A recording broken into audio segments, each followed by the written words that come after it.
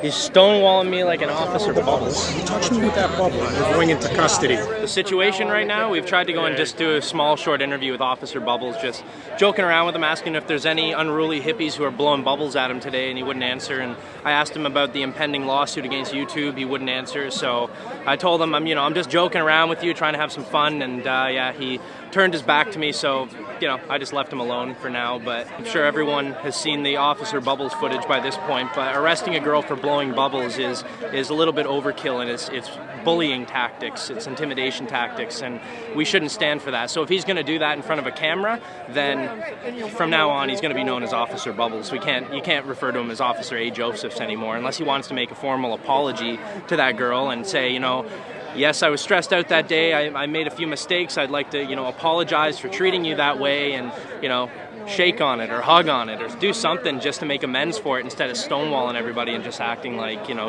what you did was justified, because it wasn't. We don't need police officers like that. We need peace officers. Speaking with Bryan Law. Bryan Law, I was actually wondering though, is there anything, any updates with what's going on with your case? Because I know you were one of the first G20 arrests or arrests related to the G20. What's going on with that? I put in a complaint to the OIPRD. The complaint came back after being investigated by Detective Nancy Van Vegel of 52 Division. So they had the police investigate themselves in the matter. They determined that there was no wrongdoing on the behalf of the police, because the police were acting on information at that time which they believed I was trespassing on private property, which I wasn't, but they assumed that I was. So then therefore anything they did inside of that was completely legal under Trespass to Property Act subsection 2. If you're asked to leave a property and you refuse to leave, the police do have a right under Canadian law to force you to identify yourself. However, I was never asked to leave any private property because I wasn't on private property. I was told that I couldn't film the outside of a building without a permit, which, by the way, is not true. If anybody wants to film a building, you can film any building you want in a public area as long as you want, as long as you are on a public sidewalk. But even on the day, they wouldn't tell me that I was trespassing. They told me it was investigative detention. They didn't even tell me I was officially under arrest until about a month later, when I had to pay for an arrest report. I guess the Office of the Independent Police Review Director reviewed the appeal and decided that the decision by the Chief of Police was accurate, that there was no wrongdoing on the behalf of the police. So now if I want to do anything further, I have to seek counsel to bring them to court, which could take years, and the settlement won't be worth the costs to bring this person to court. So it's like this Kafka-esque style trial system where you lose faith in the system because they put you through so many bureaucratic hurdles that it doesn't make it financially worth it to approach a private lawyer to bring an officer to court. And then what are you going to get? You're going to get public money. I don't want the public's money. I want their money if I'm going to sue them. But since he was in uniform that day and acting as a duty officer, I would have to sue the officer. And it's unfortunate that the OIPRD is basically an extension of the police. It's an extension of the arm of the police, and to investigate themselves with police officers didn't really give me any sense of justice, because I felt like I wasn't doing anything wrong that day. I was being courteous and cordial, and they chose to force me to identify myself. They put us in handcuffs for 40 minutes, and granted, the officers were nice, but the fact of the matter is they had no legal right to put me in handcuffs for filming on a public street and then claim afterwards that I was trespassing. So for now, my situation is I'm unfortunately just going to have to let it go, because I don't have the means to hire a lawyer to bring them to court, and for it to take 2 or 3 years to get this officer in front of a judge. And given the fact that it was viewed by the OIPRD to be a lawful justification to put me in handcuffs for 40 minutes to identify me on a public street, that would be used against me in court, because both the appeal and the original investigation found there was no wrongdoing. So my feelings are that the judge would probably rule the same way. I did put in a separate complaint with the OIPRD for being ID'd and having my laminated identification badge stolen from me by 4 officers at Cherry Beach, and that happened on June 25th. That one is part of the systemic review by the OIPRD I provided them with footage, and I'm hoping that they can use that footage to find those officers acting outside of the mandate of the law. And we need the officers, especially police officers, to act inside of the law because they're upholding the law. They're officers of the law. And if they're not going to act within the confines of the law, then there is no reason to have laws anymore if people aren't equal before the law.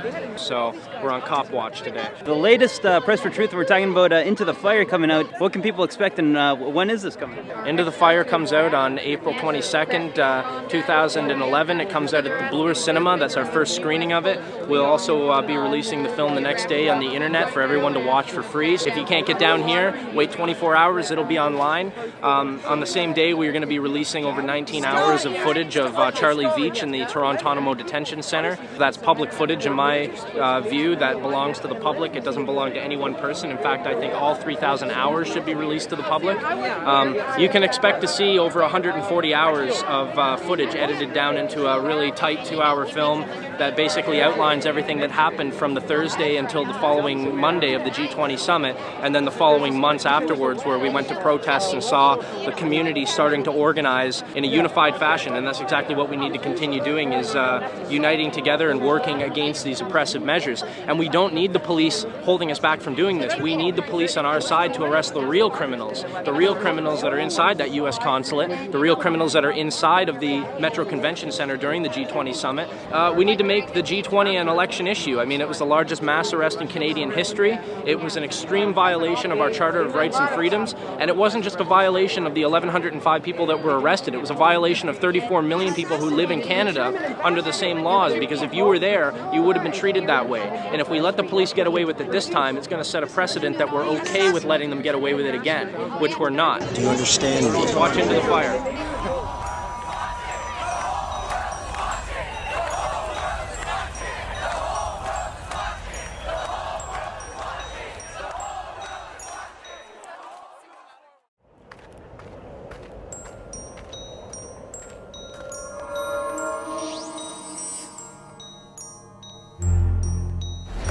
Ladies and gentlemen, you must respect the G20. The group of 20 industrialized and soon-to-be industrialized nations have your best interests at heart. You can't do that right here. You're within 5 meters of this wall, so please turn off your video camera. We can't film within 5 meters of the wall? No, that's correct. Who's got, can you? Is he being detained right now? So your friend didn't want to tell the police who he was, so he's been arrested for the time being. The Public Works Protection Act, as it's called, isn't new, but extending it broadly to downtown city blocks is unprecedented. Toronto has been turned into a police state. Ladies and gentlemen, Toronto is in police state lockdown. You are free to do as you are told. Do not rock the boat. Do not question authority. And there's no police at all, at least not where we are. There's broken windows everywhere all along the street. There's a cop car on fire. It just doesn't make sense. Then without warning, they started advancing and grabbing people randomly, and they started sending horses into the crowd. When you have that many police cars left in an area and people see that there's no police stopping what's going on, you have to answer as to why that was. How an hour and a half of destruction happens with police looking on and doing nothing, I find more than highly suspect. The police were ordered to stand down. Disengage! Arrests, and lots of them. Hundreds at last count, over 500, and they are still making them as we speak.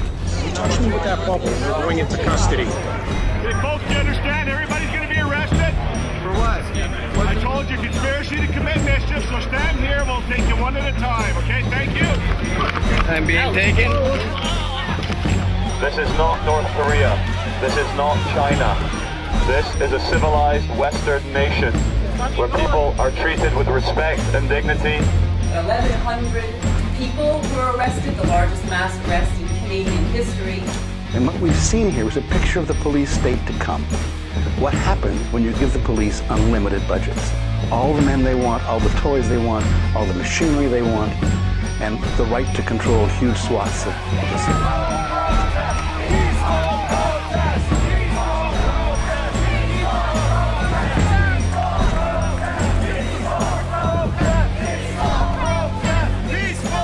martial law set in the city of Toronto, leading to the most massive compromise of civil liberties in Canadian history. And we can never let that happen again.